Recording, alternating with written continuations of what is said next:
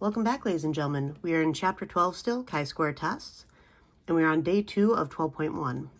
We're looking at how to carry out a test and follow-up analysis. By the end of this lesson, you'll be able to perform a chi-square test for goodness of fit.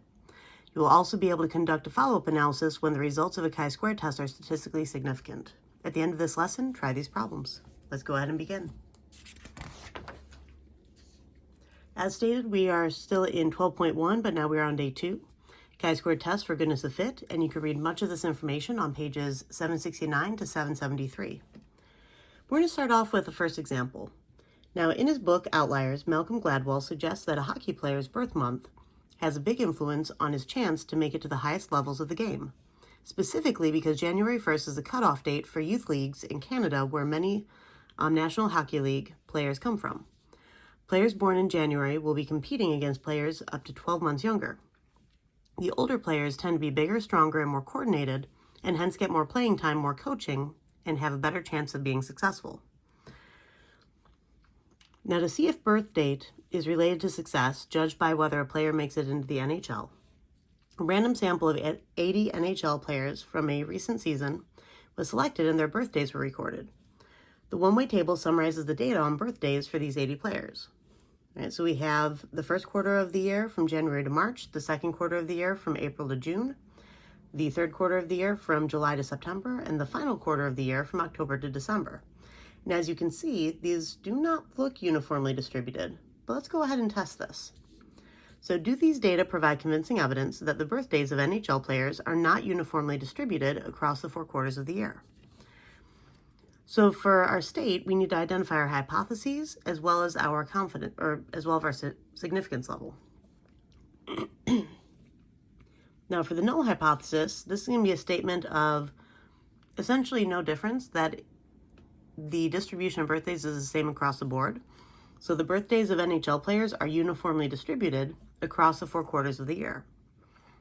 And then our alternative hypothesis is going to be in line with what we're actually trying to prove, that the birthdays of NHL players are not uniformly distributed across the 4 quarters of the year. All right, and we're going to use alpha equals 0.05 because we were not given a significance level initially. Now, my plan for this is to use a chi-square test for goodness of fit. You know that you're using a goodness of fit test when you have a one-way table and when you have more than just successes and failures in terms of how your distribution is broken down. All right, I have 4 different categories in here for when birthdays occur. That means that I would need to use a chi-square test, not a z-test for proportions. All right, so my first condition is always my random condition. This one hasn't changed all throughout inference. So the data came from a random sample of NHL players.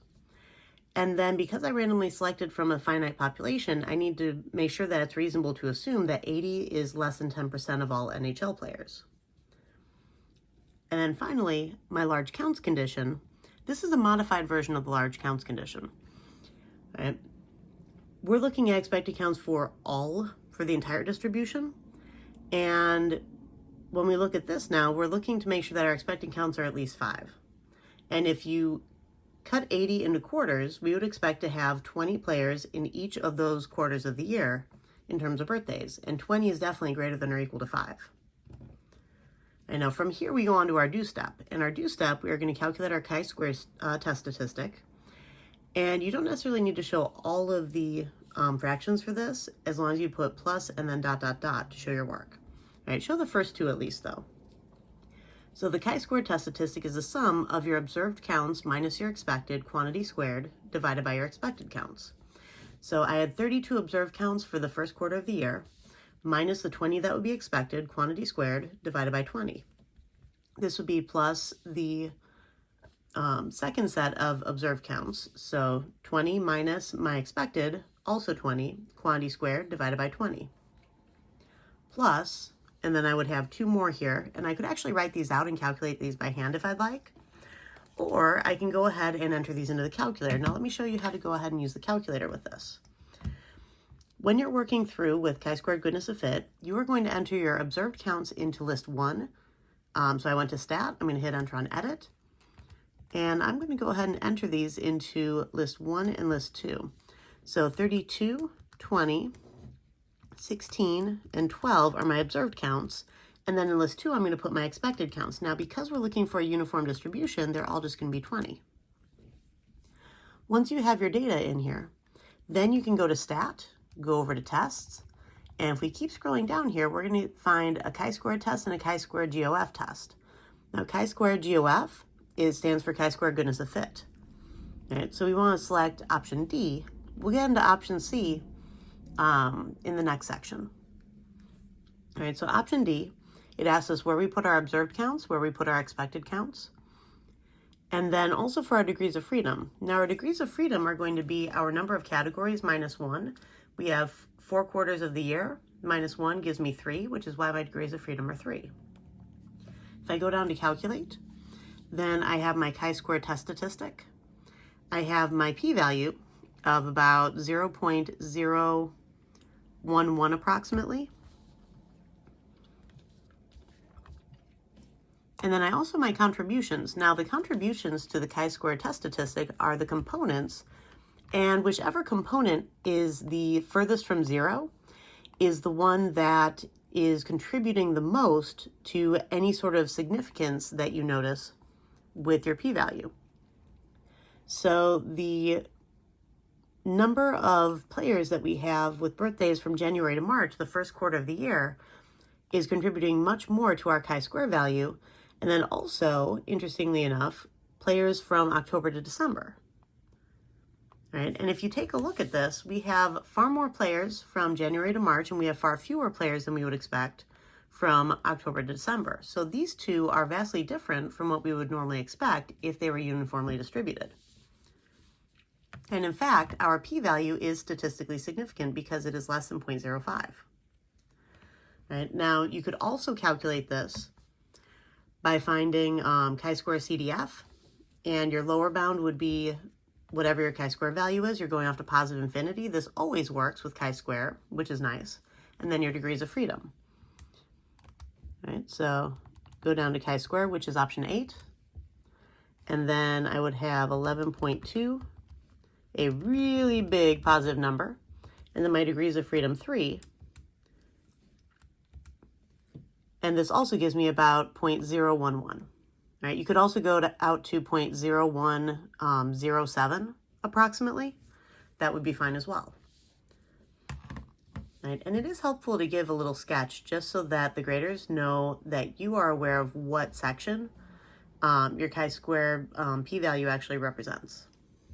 Now, since the p-value of 0.011 is less than alpha of 0.05, we reject the null hypothesis. This is because we have convincing evidence that the birthdays of NHL players are not uniformly distributed across the 4 quarters of the year. And again, the components that contributed the most of this were the first quarter of the year and the last quarter of the year. First quarter of the year had far more birthdays than expected, and the last quarter of the year had far fewer birthdays than expected. So it looks like Malcolm Gladwell may be correct.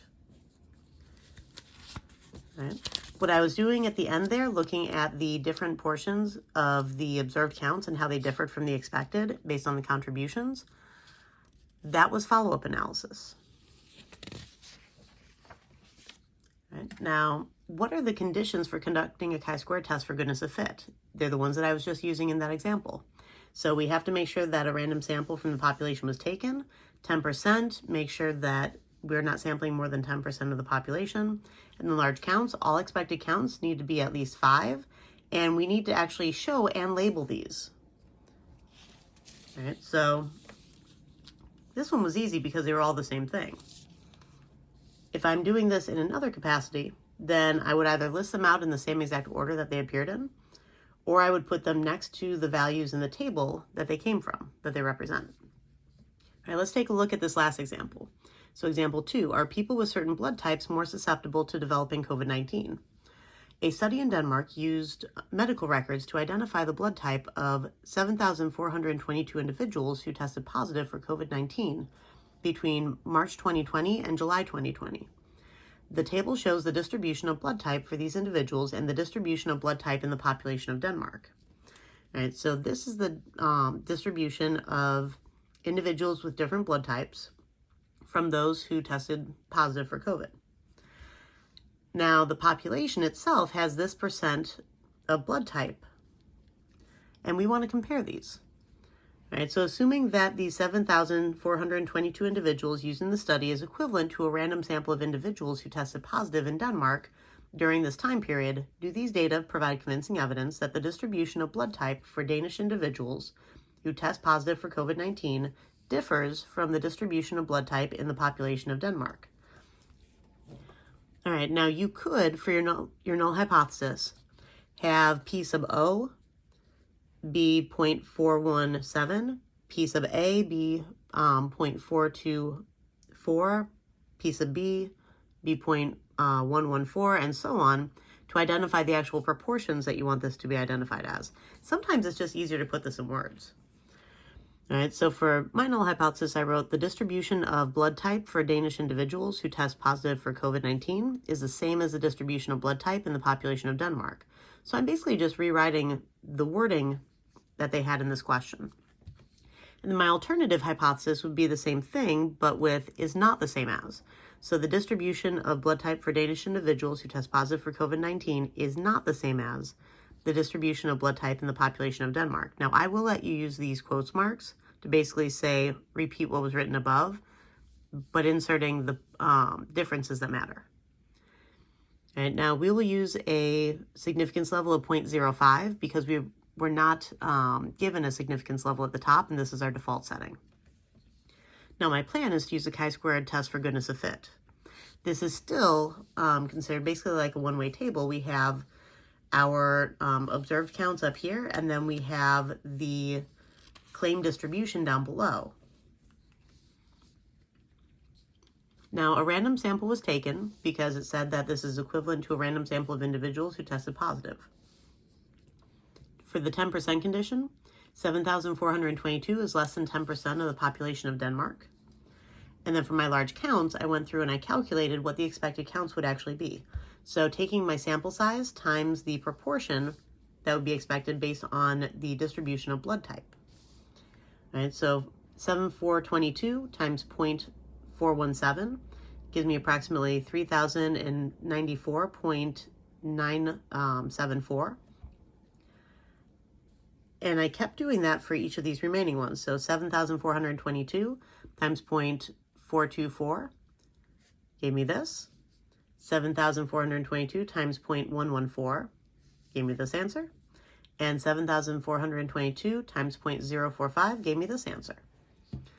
And if I go back into my calculator, and I'm going to go into Stat, hit Enter on Edit, and go back into my lists, I'm going to go ahead and enter these values.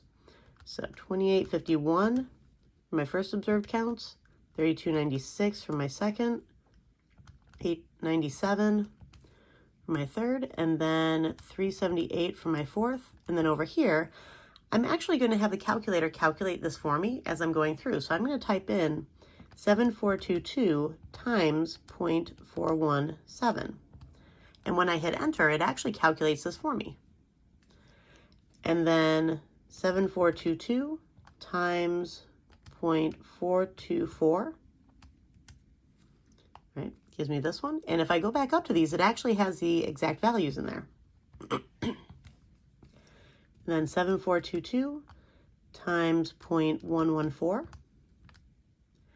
and 7422 times 0.045. All right, so now I have all four of my expected counts in here as well. And I can go to Stat, over to Tests, and down to chi-squared GOF, which was option D. And my observed counts into list 1, expected counts in list 2. And because there are 4 different blood types, my degrees of freedom are going to be 4 minus 1. So that would be 3. And if I calculate this, now I can go ahead and start working through. All right, so I'm showing the formula for my chi-square test statistic. You really should show how you calculate your test statistic. And so I took my first observed count, so the 2851, minus my expected count for this, the 3094.974, quantity squared divided by my expected count, plus the next observed count, the 3296, minus what was expected, 3146.928 quantity squared divided by my expected count. Plus, and then I'm just going to put ... because the calculator gave me my chi-square value. So it's approximately 35.154. And then you can either use chi-square CDF with your lower bound of 35.154, upper bound of positive infinity, degrees of freedom 3, or you can go ahead and use what the calculator gave you. Now, notice that this p-value starts with 1 point something. Your probabilities cannot be more than 1. That means that you have to look all the way to the end here where a scientific notation shows up, e-7. Now, because e-7 is times 10 to the -7th, which means you're actually dividing by 10 7 times. The first time you divide by 10, this decimal point moves around the 1 to go in front of it. And then the remaining 6 times you divide by 10, you end up with 6 more zeros in front of that 1 between the decimal point and the 1. And that's why down here, for my p-value, I have 0.000000. I have 6 zeros here, 113.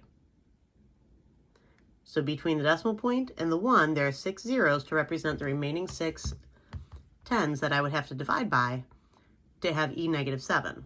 Remember, the first one moves around the 1, the remaining 6 create the zeros. So this is an incredibly small p-value.